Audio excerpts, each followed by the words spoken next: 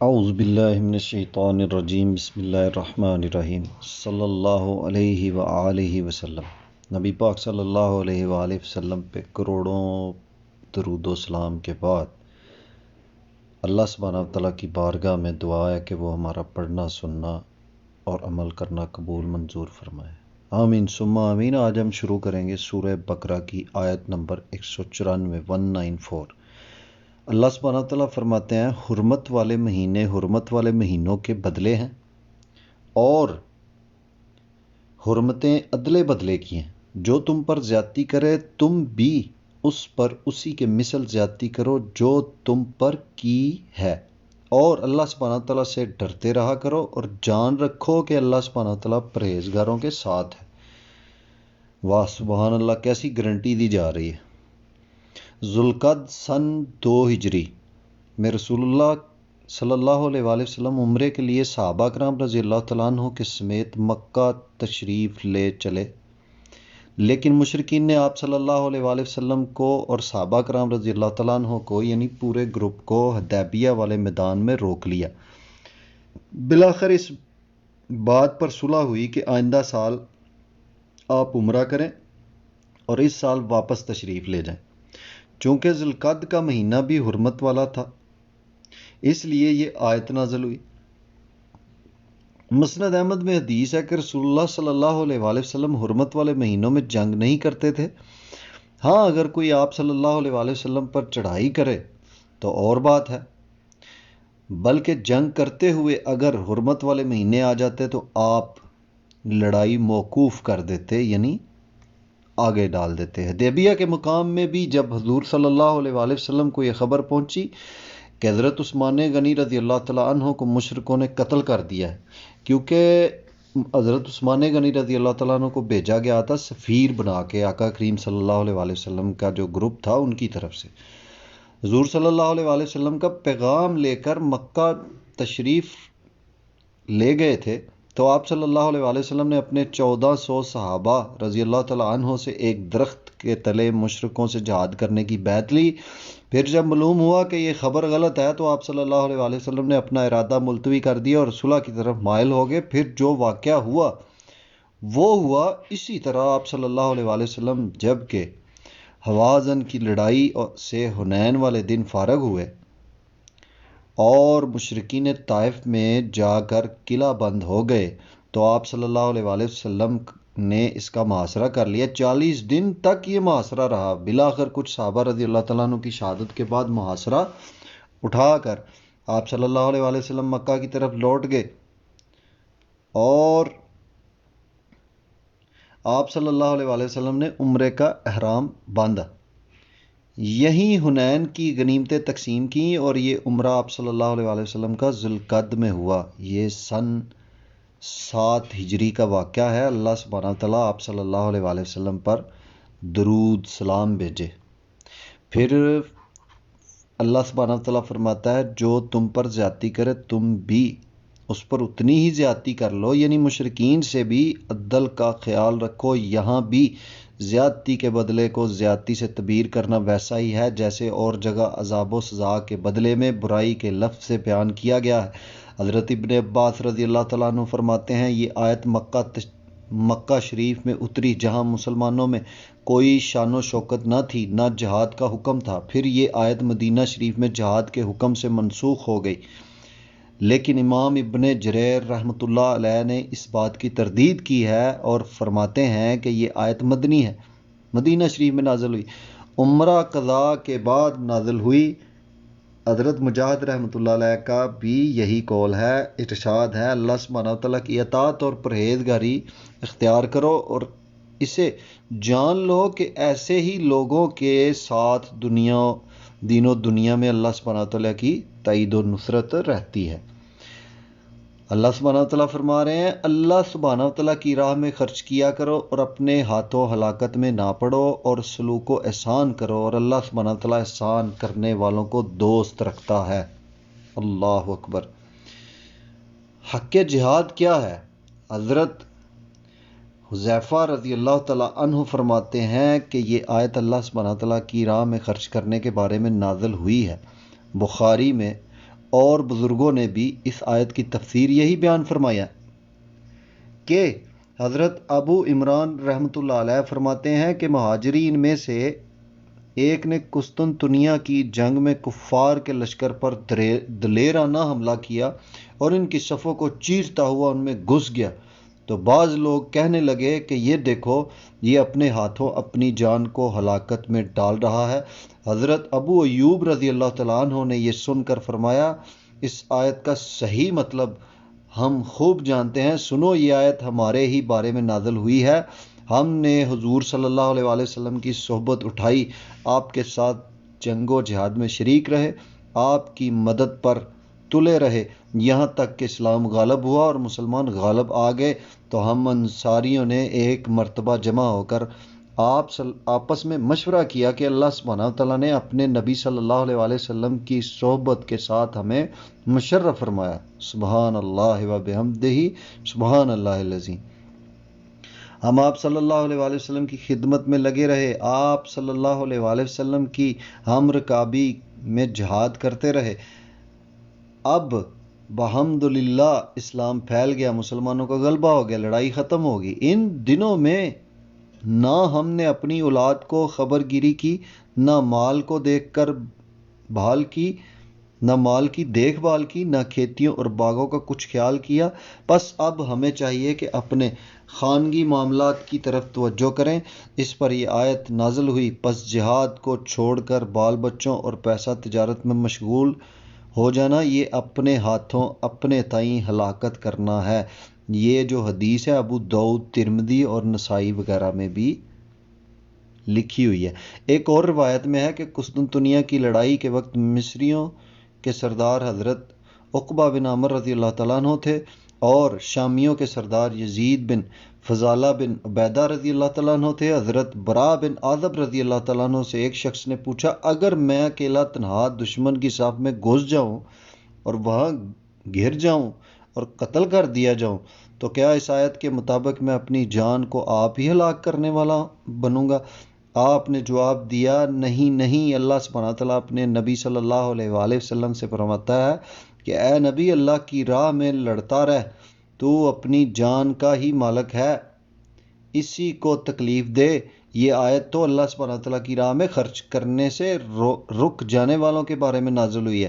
ابن مردویہ وغیرہ میں بھی یہی لکھا ہوا ہے۔ ترمذی کی ایک اور روایت میں اتنی زیادتی ہے کہ آدمی کا گناہوں پر گناہ کیے چلے جانا اور توبہ نہ کرنا، یہ اپنے ہاتھوں اپنے تئیں ہلاکت کرنا ہے۔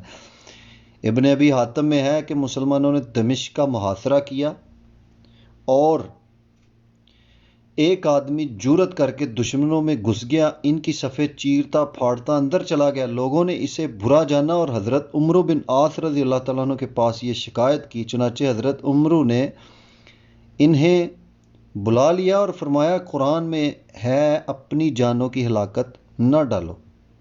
حضرت ابن عباس رضی اللہ تعالیٰ عنہ فرماتے ہیں، لڑائی میں اس طرح کی بہادری کرنا اپنی جان کو بربادی میں ڈالنا نہیں، بلکہ اللہ سبحانہ وتعالیٰ کی راہ میں مال خرچ نہ کرنا ہلاکت میں پڑنا ہے۔ حضرت ضحاک بن ابو جبیر رحمۃ اللہ علیہ فرماتے ہیں کہ انصار اپنے مال اللہ سبحانہ تعالیٰ کی راہ میں کھلے دل سے خرچ کرتے رہتے تھے، لیکن ایک سال قحط سالی کے موقع پر انہوں نے وہ خرچ روک لیا، جس پر یہ آیت نازل ہوئی۔ حضرت امام حسن بصری رحمۃ اللہ علیہ فرماتے ہیں، اس سے مراد بخل کرنا ہے۔ حضرت نعمان بن بشیر رحمۃ اللہ علیہ فرماتے ہیں کہ گناہ گاری کا رحمت باری سے نا امید ہو جانا یہ ہلاک ہونا ہے، اور حضرات مفسرین بھی فرماتے ہیں کہ گناہ ہو جائیں پھر بخشش سے نا امید ہو کر گناہوں میں مشغول ہو جانا اپنے ہاتھوں آپ ہلاک ہونا ہے۔ اس سے مراد اللہ سبحانہ تعالیٰ کا عذاب بھی بیان کیا گیا ہے۔ قرطبی رحمۃ اللہ وغیرہ سے روایت ہے کہ لوگ حضور صلی اللہ علیہ وآلہ وسلم کے ساتھ جہاد میں جاتے تھے اور اپنے ساتھ کچھ خرچ نہیں لے جاتے تھے۔ اب یا تو وہ بھوکوں مریں یا ان کا بوجھ دوسروں پر پڑے، تو ان سے اس آیت میں فرمایا جاتا ہے کہ اللہ سبحانہ تعالیٰ نے جو تمہیں دیا ہے اسے اس کی راہ کے کاموں میں لگاؤ اور اپنے ہاتھوں ہلاکت میں نہ پڑو کہ بھوک پیاس سے یا پیدل چل کر مر جاؤ۔ اس کے ساتھ ہی ان لوگوں کو جن کے پاس کچھ ہے حکم ہو رہا ہے کہ تم احسان کرو تاکہ اللہ سبحانہ تعالیٰ تمہیں دوست رکھے، نیکی کے ہر کام میں خرچ کیا کرو، بالخصوص جہاد کے موقع پر۔ اللہ سبحانہ تعالیٰ کی راہ میں خرچ کرنے سے نہ رکو، یہ دراصل خود تمہاری ہلاکت ہے۔ پس احسان اعلیٰ درجے کی اطاعت ہے جس کا یہاں حکم ہو رہا ہے، اور ساتھ ہی بیان ہو رہا ہے کہ احسان کرنے والے اللہ سبحانہ تعالیٰ کے دوست ہیں۔ اللہ اکبر۔ آگے اللہ سبحانہ تعالیٰ فرماتے ہیں حج اور عمرے کو اللہ سبحانہ تعالیٰ کے پورا کرو، اللہ تعالیٰ کے لیے پورا کرو حج اور عمرے کو۔ اگر تم روک لیے جاؤ تو یہ قربانی میسر ہو اسے کر ڈالو اور اپنے سر نہ منڈواؤ جب تک قربانی قربان گاہ تک نہ پہنچ جائے۔ ہاں، تم میں سے جو بیمار ہو یا اس کے سر میں کوئی تکلیف ہو تو اس پر فدیہ دے، خواہ روزے رکھ لے، خواہ صدقہ دے دے، خواہ قربانی کر لے۔ ہاں، امن کی حالت میں جو شخص عمرے سے لے کر حج تک تمتع کرے وہ جو قربانی میسر ہو اسے کر ڈالے۔ جسے طاقت ہی نہ ہو وہ 3 روزے تو حج کے دنوں میں رکھ لے اور 7 واپسی میں، یہ پورے 10 ہو گئے۔ یہ حکم ان کے لیے ہے جو مسجد حرام کے رہنے والے ہوں گے۔ لوگوں، اللہ سبحانہ تعالیٰ سے ڈرتے رہو اور جان لو کہ اللہ سبحانہ تعالیٰ سخت عذابوں والا ہے۔ اوپر چونکہ روزوں کا ذکر ہوا تھا، پھر جہاد کا بیان ہوا، اب حج کا تذکرہ ہو رہا ہے اور حکم ہوتا ہے کہ حج اور عمرے کو پورا کرو۔ ظاہر الفاظ سے معلوم ہوتا ہے کہ حج اور عمرے کو شروع کرنے کے بعد پورا کرنا چاہیے۔ تمام علماء اس پر متفق ہیں کہ حج و عمرے کو شروع کرنے کے بعد ان کا پورا کرنا لازم ہے۔ گو عمرے کی واجب ہونے اور مستحب ہونے میں علماء کے 2 قول ہیں جنہیں ہم نے پوری طرح کتاب الاحکام میں فرما دیا۔ حضرت علی رضی اللہ تعالیٰ عنہ فرماتے ہیں پورا کرنا یہ ہے کہ تم اپنے گھر سے احرام باندھو۔ حضرت سفیان ثوری رحمۃ اللہ علیہ فرماتے ہیں ان کا تمام کرنے کا مقصد یہ ہے کہ تم اپنے گھر سے احرام باندھو، تمہارا سفر صرف حج و عمرے کی غرض سے ہو، میقات پہنچ کر لبیک پکارنا شروع کر دو، تمہارا ارادہ تجارت یعنی کسی اور دنیاوی غرض کا نہ ہو کہ نکلے تو اپنے کام کو، اور مکہ کے قریب پہنچ کر خیال آ گیا کہ آؤ حج یا عمرہ بھی کرتے چلے۔ گو اس طرح بھی حج و عمرہ ادا ہو جائے گا، لیکن یہ پورا کرنا نہیں۔ پورا کرنا یہ ہے کہ صرف اسی ارادے سے نکلو گھر سے۔ حضرت مقہول رحمۃ اللہ علیہ فرماتے ہیں ان کا پورا کرنا یہ ہے کہ انہیں میقات سے شروع کرے۔ حضرت عمر فاروق رضی اللہ تعالیٰ عنہ فرماتے ہیں ان کا پورا کرنا یہ ہے کہ ان دونوں کو الگ الگ ادا کرے اور عمرے کو حج کے مہینوں میں نہ کرے، اس لیے کہ قرآن شریف میں ہے حج کے مہینے مقرر ہیں۔ قاسم بن محمد رحمۃ اللہ علیہ فرماتے ہیں کہ حج کے مہینوں میں عمرہ کرنا پورا ہونا نہیں۔ ان سے پوچھا گیا کہ محرم میں عمرہ کرنا کیسا ہے؟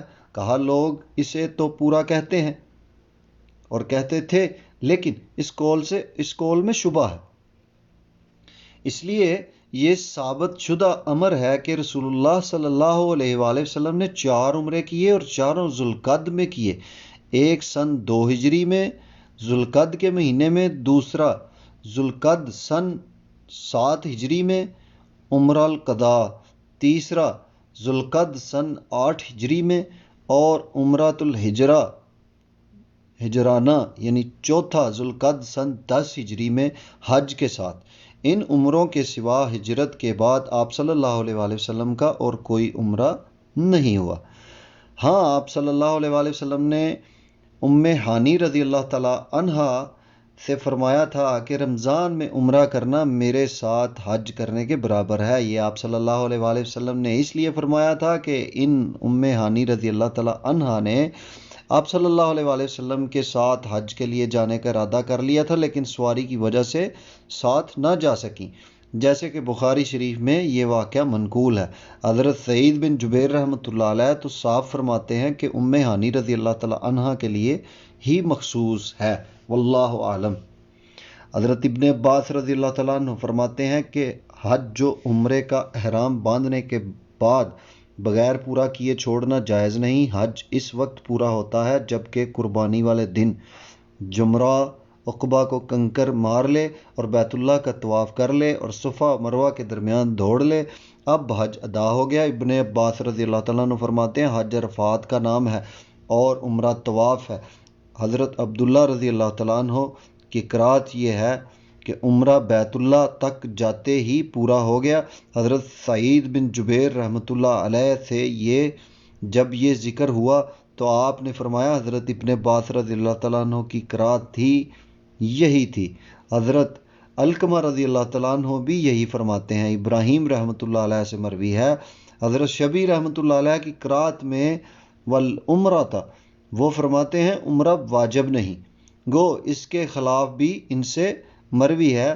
بہت سی احادیث میں بہت سی سندوں کے ساتھ حضرت انس رضی اللہ تعالیٰ عنہ اور صحابہ رضی اللہ تعالیٰ عنہ کی ایک جماعت سے روایت ہے کہ آقا کریم صلی اللہ علیہ وآلہ وسلم نے حج و عمرے دونوں کو جمع کیا، اور صحیح حدیث میں ہے کہ آپ صلی اللہ علیہ وآلہ وسلم نے اپنے اصحاب رضی اللہ تعالیٰ عنہ سے فرمایا جس کے ساتھ قربانی کا جانور ہے وہ حج و عمرے کا ایک ساتھ احرام باندھے۔ ایک اور حدیث میں ہے عمرہ حج میں قیامت تک کے لیے داخل ہو گیا۔ ابو محمد بن ابی حاتم رحمۃ اللہ علیہ نے اپنی کتاب میں ایک روایت وارد کی ہے کہ ایک شخص آقا کریم صلی اللہ علیہ وآلہ وسلم کے پاس آیا اور زعفران کی خوشبو سے مہک رہا تھا۔ اس نے پوچھا یا رسول اللہ صلی اللہ علیہ وآلہ وسلم، میرے احرام کے بارے میں کیا حکم ہے؟ اس پر یہ آیت اتری۔ حضور صلی اللہ علیہ وآلہ وسلم نے پوچھا وہ سائل کہاں ہے؟ اس نے کہا یا رسول اللہ صلی اللہ علیہ وآلہ وسلم میں موجود ہوں۔ فرمایا اپنے زعفرانی کپڑے اتار ڈال اور خوب مل کر غسل کر لو، اور جو اپنے حج میں آپ صلی اللہ علیہ وآلہ وسلم نے فرمایا میں کرتا وہی عمرے میں بھی کر۔ اور یہ حدیث غریب ہے اور یہ سیاق عجیب ہے۔ بعض روایتوں میں غسل کا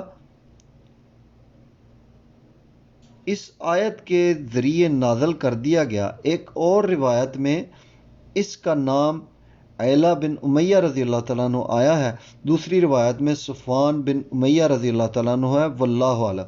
پھر فرمایا اگر تم گھیر لیے جاؤ تو جو قربانی میسر ہو کر ڈالو۔ مفسرین نے ذکر کیا یہ آیت سن 2 ہجری میں حدیبیہ کے میدان میں اتری جبکہ مشرکین نے رسول اللہ صلی اللہ علیہ وآلہ وسلم کو مکہ جانے سے روکا تھا، اور اسی بارے میں پوری سورہ فتح اتری اور آقا کریم صلی اللہ علیہ وآلہ وسلم کے صحابہ رضی اللہ تعالیٰ عنہ کو رخصت ملی اور وہ اپنی قربانیوں کو وہیں ذبح کر ڈالیں۔ چنانچہ 70 اونٹ ذبح کیے گئے، سر منڈوائے گئے اور احرام کھول دیے گئے۔ اول مرتبہ آپ صلی اللہ علیہ وآلہ وسلم کے فرمان کو سن کر لوگ ذرا جھجکے اور انہیں انتظار تھا کہ شاید کوئی نسخ حکم اترے، یہاں تک کہ آپ صلی اللہ علیہ وآلہ وسلم باہر آئے اور اپنا سر منڈوایا۔ پھر سب لوگ آمادہ ہو گئے، بعض نے سر منڈوا لیا، بعض نے کچھ بال کتروا لیے، جس پر آقا کریم صلی اللہ علیہ وآلہ وسلم نے فرمایا اللہ سبحانہ تعالیٰ سر منڈوانے والوں پر رحم کرے۔ لوگوں نے کہا حضور صلی اللہ علیہ وآلہ وسلم بال کتروانے والوں کے لیے بھی دعا کیجیے۔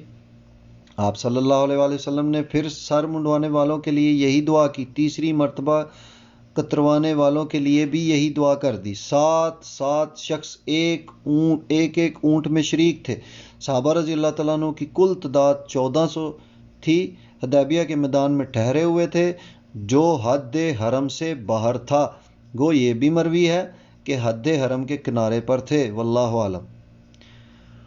علماء کا اس میں اختلاف ہے، یہ حکم صرف ان لوگوں کے لیے ہی ہے جنہیں دشمن گھیرے یا کسی بیماری وغیرہ سے بھی کوئی مجبور ہو جائے، اس کے لیے بھی رخصت ہے کہ وہ اسی جگہ احرام کھول ڈالے اور سر منڈوا لے اور قربانی کر دے۔ حضرت ابن عباس رضی اللہ تعالیٰ عنہ تو صرف پہلی قسم کے لوگوں کے لیے ہی بتاتے ہیں۔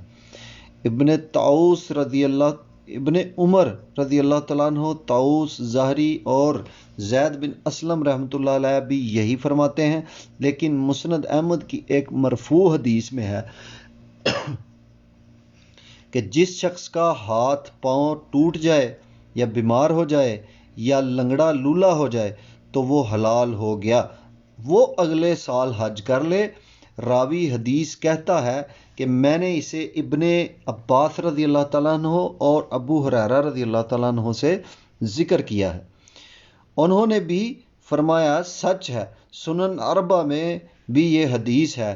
حضرت ابن مسعود رضی اللہ تعالیٰ عنہ، ابن زبیر رضی اللہ تعالیٰ عنہ، علقمہ رضی اللہ تعالیٰ عنہ، سعید بن مسیب رضی اللہ تعالیٰ عنہ، عروہ بن زید زبیر رضی اللہ تعالیٰ عنہ، مجاہد، نخی، عطا، مقاتل بن حیان رحمۃ اللہ علیہ سے بھی یہی مروی ہے کہ بیمار ہو جانا اور لنگڑا لولا ہو جانا بھی ایسا ہی عذر ہے۔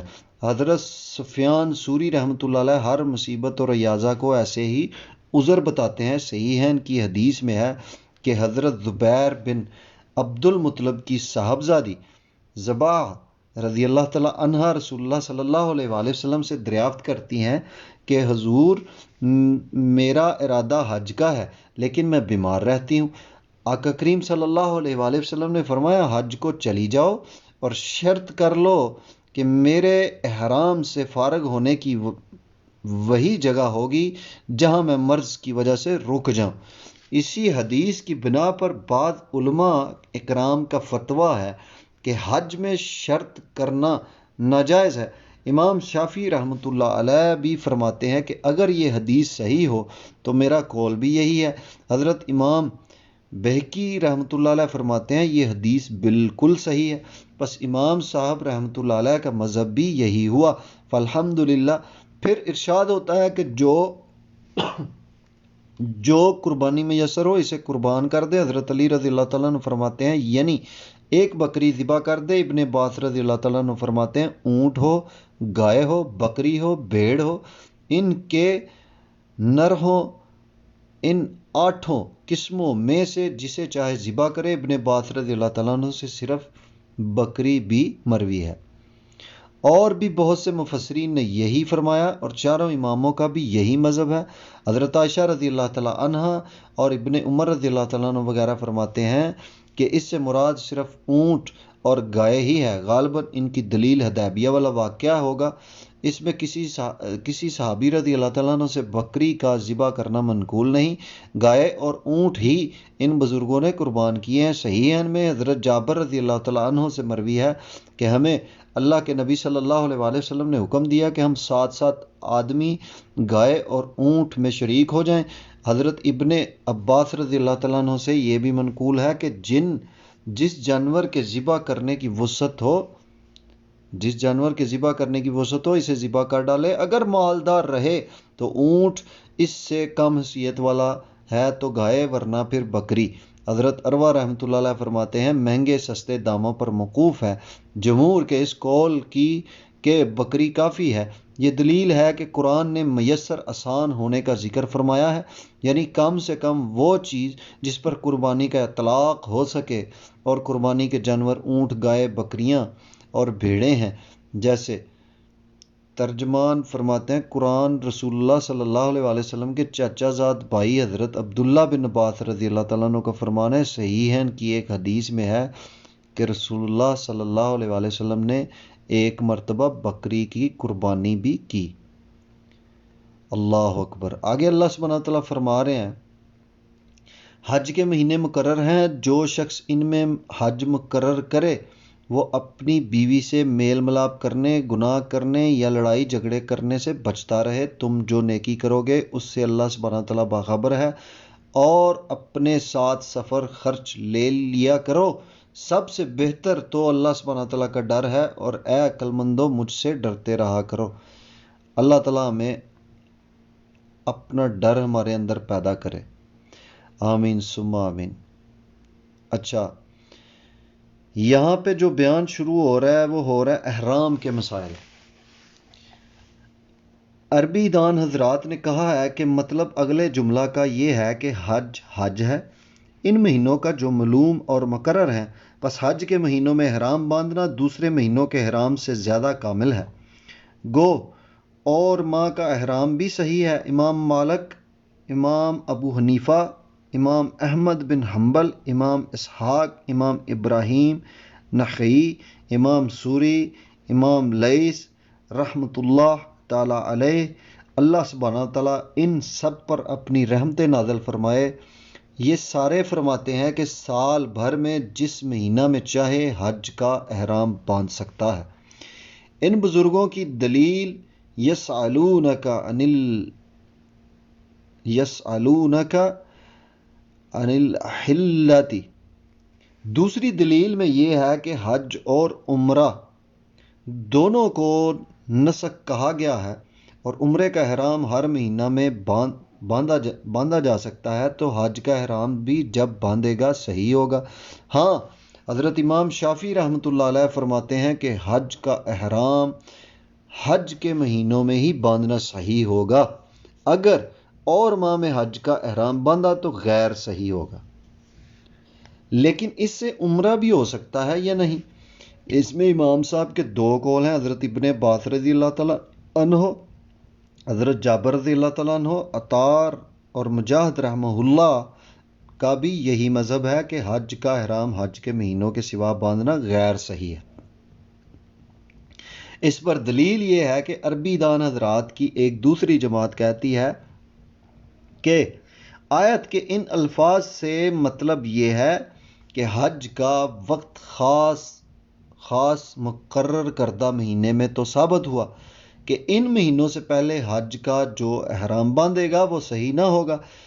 جس طرح نماز کے وقت سے پہلے کوئی نماز پڑھ لے، امام شافعی رحمۃ اللہ علیہ فرماتے ہیں کہ ہمیں مسلم بن خالد نے خبر دی، انہوں نے ابن جریج سے سنا اور انہیں عمر بن عطار رحمۃ اللہ علیہ نے کہا، اور ان سے اکرمہ رضی اللہ تعالیٰ عنہ نے ذکر کیا کہ حضرت عبداللہ بن عباس رضی اللہ تعالیٰ عنہ کا فرمان ہے کہ کسی شخص کو لائق نہیں کہ حج کے مہینوں کے سوا بھی حج کا احرام باندھے، کیونکہ اللہ سبحانہ تعالیٰ فرماتا ہے الحج الشہر معلومات۔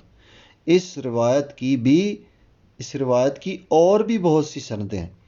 ایک سند میں ہے کہ سنت یہی ہے، صحیح ابن خزیمہ رضی اللہ تعالیٰ عنہ میں ہے، یہ روایت بھی منقول ہے۔ صحیح ابن خزیمہ رضی اللہ تعالیٰ عنہ میں یہ روایت بھی منقول ہے۔ اصول کی کتابوں میں بھی یہ مسئلہ طے شدہ ہے کہ صحابی رضی اللہ تعالیٰ عنہ کا فرمان حکم میں مرفوع حدیث کے مساوی ہوتا ہے، پس یہ حکم رسول اللہ صلی اللہ علیہ وآلہ وسلم کے برابر ہو گیا، اور صحابی رضی اللہ تعالیٰ عنہ بھی یہاں وہ صحابی رضی اللہ تعالیٰ عنہ ہے جو مفسر قرآن اور ترجمان القرآن ہے۔ علاوہ ازیں ابن مردویہ کی ایک مرفوع حدیث میں ہے، حضور صلی اللہ علیہ وآلہ وسلم ہے کہ حج کا احرام باندھنا کسی کو سوا حج کے مہینوں کے لائق نہیں۔ اس کی اسناد بھی اچھی ہیں، لیکن شافعی رحمۃ اللہ علیہ اور بہقی رحمۃ اللہ علیہ نے روایت کی ہے کہ اس حدیث کے راوی حضرت جابر بن عبداللہ رضی اللہ تعالیٰ عنہ سے پوچھا گیا کہ حج کے مہینوں سے پہلے حج کا احرام باندھ لیا جائے، تو آپ نے فرمایا نہیں، یہ موقوف حدیث ہے، زیادہ ثابت ہے اور زیادہ صحیح ہے۔ اور صحابی رضی اللہ تعالیٰ عنہ کے اس فتوے کی تقویت حضرت عبداللہ بن عباس رضی اللہ تعالیٰ عنہ کے اس قول سے بھی ہوتی ہے کہ سنت یوں ہے، واللہ اعلم۔ اچھا، اس کے بعد حضرت عبداللہ بن عمر رضی اللہ تعالیٰ عنہ فرماتے ہیں شوال، ذوالقعد اور 10 دن ذوالحج کے ہیں۔ بخاری میں بھی یہ روایت ہے، ابن جریر رحمۃ اللہ علیہ میں بھی ہے، مصدرک حکم میں بھی ہے، اور امام حاکم رحمۃ اللہ علیہ اسے صحیح بتلاتے ہیں۔ حضرت عمر، حضرت علی، حضرت ابن مسعود، حضرت عبداللہ بن زبیر، حضرت عبداللہ بن عباس رضی اللہ عنہم سے بھی یہی مروی ہے۔ حضرت عطا، حضرت مجاہد، حضرت ابراہیم نخعی، حضرت شبی، حضرت حسن، حضرت ابن سیرین، حضرت قتادہ، حضرت ضحاک بن مزاحم، حضرت ربیع بن انس، حضرت مقاتل بن حیان رحمہ اللہ بھی یہی کہتے ہیں۔ حضرت امام شافعی اور امام ابو حنیفہ اور امام احمد بن حنبل، ابو یوسف اور ابو سورہ رحمہ اللہ علیہم کا بھی یہی مذہب ہے۔ امام ابن جریر رحمۃ اللہ علیہ بھی اسی قول کو پسند فرماتے ہیں۔ الشہر کا لفظ حق ہے تو اس کا اطلاق 2 پورے مہینوں اور تیسرے کے بعض حصے پر بھی ہو سکتا ہے، جیسے عربی میں کہا جاتا ہے میں نے اس سال یا آج کے دن اسے دیکھا ہے، بس حقیقت میں سارا سال اور پورا دن تو دیکھتا نہیں رہتا، بلکہ دیکھنے کا وقت تھوڑا ہی ہوتا ہے، مگر غالباً تقریباً ایسا بول دیا کرتے ہیں۔ اسی طرح یہاں بھی غالباً تیسرے مہینے کا ذکر ہے، قرآن میں بھی ہے، حالانکہ وہ جلدی 1.5 دن کی ہوتی ہے، مگر گنتی میں 2 دن کہے گئے۔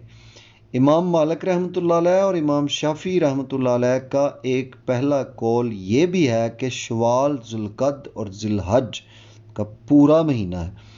ابن عمر رضی اللہ تعالیٰ عنہ سے بھی یہی مروی ہے۔ ابن شہاب، عطا، جابر بن عبداللہ رضی اللہ تعالیٰ عنہم سے بھی یہی مروی ہے۔ ایک مرفوع حدیث میں بھی آیا ہے، لیکن وہ موضوع ہے، کیونکہ اس کا راوی حسین بن مخارق ہے، جس پر احادیث کو واضح کرنے کی تہمت ہے، لیکن اس کا مرفوع ہونا ثابت نہیں، واللہ عالم۔ امام مالک رحمۃ اللہ علیہ کے اس قول کو مان لینے کے بعد یہ ثابت ہوتا ہے کہ ذی الحجہ کے مہینے میں عمرہ کرنا صحیح نہ ہوگا، یعنی کہ حج کے مہینے میں عمرہ کرنا صحیح نہ ہوگا۔ یہ مطلب نہیں کہ 10 ذی الحج کے بعد بھی حج ہو سکتا ہے، چنانچہ حضرت عبداللہ رضی اللہ تعالیٰ عنہ سے روایت ہے کہ حج کے مہینوں میں عمرہ درست نہیں۔ امام ابن جریر رحمۃ اللہ علیہ بھی ان اقوال کا یہی مطلب بیان کرتے ہیں کہ حج کا زمانہ تو منا کے دن گزرتے ہی جاتا رہا۔ محمد بن سیرین رحمۃ اللہ علیہ کا بیان ہے کہ میرے علم میں تو کوئی اہل علم ایسا نہیں جو حج کے مہینوں کے علاوہ عمرہ کرنے کو ان مہینوں کے اندر عمرہ کرنے سے افضل مانے۔ میں شک کرتا ہوں قاسم بن محمد رحمۃ اللہ علیہ سے ابن اون نے حج کے مہینوں میں عمرہ کرنے کے مسئلہ کو پوچھا تو آپ نے جواب دیا کہ اسے لوگ پورا عمرہ نہیں مانتے۔ حضرت عمر اور حضرت عثمان غنی رضی اللہ تعالیٰ عنہما بھی حج کے مہینوں کے علاوہ عمرہ کرنا پسند فرماتے تھے، بلکہ ان مہینوں میں عمرہ کرنے کو منع کرتے تھے، واللہ عالم۔ اس اگلی آیت کی تفسیر میں گزر چکا ہے کہ رسول اللہ صلی اللہ علیہ وآلہ وسلم نے ذوالقعدہ میں 4 عمرے ادا فرمائے، اور ذوالقعدہ بھی حج کا مہینہ ہے، پس حج کے مہینوں میں عمرہ ادا فرماتے ہیں، اور ذوالقعدہ بھی حج کا مہینہ ہے، پس حج کے مہینوں میں عمرہ کرنا جائز ٹھہرا، واللہ عالم۔ مترجم یعنی پھر ارشاد ہوتا ہے کہ جو شخص ان مہینوں میں حج مقرر کرے، یعنی حج کا احرام باندھ لے، اس سے ثابت ہوا کہ حج کا احرام باندھنا اور اسے پورا کرنا لازم ہے۔ فرض سے مراد یہاں واجب و لازم کر لینا ہے۔ ابن عباس رضی اللہ تعالیٰ عنہ فرماتے ہیں حج اور عمرے کا احرام باندھنے والا مراد ہے۔ عطا رحمۃ اللہ علیہ فرماتے ہیں فرض سے مراد احرام ہے۔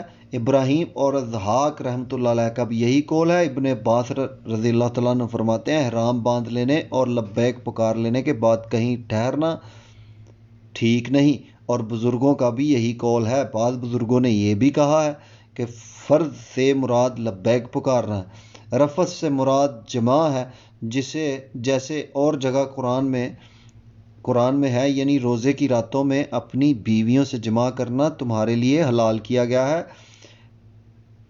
احرام کی حالت میں جماع اور اس کے تمام مقدمات بھی حرام ہیں، جیسے مباشرت کرنا، بوسہ لینا، ان باتوں کا عورتوں کی موجودگی میں ذکر کرنا۔ گو بعض نے بعض مردوں کی محفل میں بھی ایسی باتیں کرنے کو رفث میں داخل کیا گیا ہے، لیکن حضرت ابن عباس رضی اللہ تعالیٰ عنہ اس کے خلاف مروی ہے۔ انہوں نے ایک مرتبہ کوئی ایسا ہی شعار پڑھا اور دریافت کرنے پر فرمایا کہ عورتوں کے سامنے اس قسم کی باتیں کرنی رفث ہے۔ رفث کا ادنا درجہ یہ ہے کہ جماع وغیرہ کا ذکر کیا جائے۔ فاحش باتیں کرنا، دبی زبان سے ایسے ذکر کرنا، اشاروں کنایوں میں جماع کا ذکر، اپنی بیوی سے کہنا کہ احرام کھل جائے تو جماع کریں گے، چھیڑ چھاڑ کرنا، مساس کرنا وغیرہ، یہ سب رفث میں داخل ہے، اور احرام کی حالت میں یہ سب باتیں حرام ہیں۔ مختلف مفسروں کے مختلف اقوال کا مجموعہ یہ ہے کہ فسوق کے معنی عصیان اور نافرمانی، شکار، گالی گلوچ وغیرہ بد زبانی ہے۔ جیسے حدیث میں ہے، مسلمان کو گالی دینا فسق ہے اور اسے قتل کرنا کفر ہے۔ اللہ سبحانہ وتعالیٰ کے سوا دوسروں کے تقرب کے لیے جانوروں کو ذبح کرنا بھی فسق ہے۔ اللہ کے تقرب کے لیے دوسروں کے نام پہ جانور ذبح کرنا بھی کفر فسق ہے، جیسے قرآن کریم میں ہے۔ بد الکلاب سے یاد کرنا بھی فسق ہے۔ قرآن فرماتا ہے، مختصر یہ ہے کہ اللہ سبحانہ تعالیٰ کی ہر نافرمانی فسق میں داخل ہے۔ گو یہ فسق ہر وقت حرام ہے، لیکن حرمت والے مہینوں میں اس کی حرمت اور بڑھ جاتی ہے۔ اللہ سبحانہ تعالیٰ فرماتا ہے، ان حرمت والے مہینوں میں اپنی جان پر ظلم نہ کرو۔ اس طرح حرم میں بھی یہ حرمت بڑھ جاتی ہے۔ ارشاد ہے کہ حرم میں جو لحاد اور بے دینی کا ارادہ کرے اور اسے ہم المناک عذاب کریں گے۔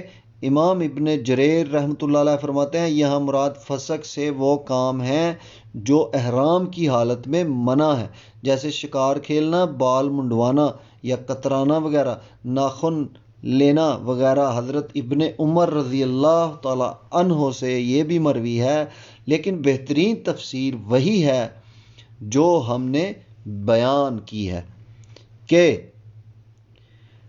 ہر گناہ سے روکا جائے۔ واللہ عالم۔ صحیح ہے، ان میں ہے، جو شخص بیت اللہ کا حج کرے، نہ رفث کرے نہ فسق، تو وہ گناہوں سے ایسے نکل جاتا ہے جیسے اپنے پیدا ہونے والے دن تھا۔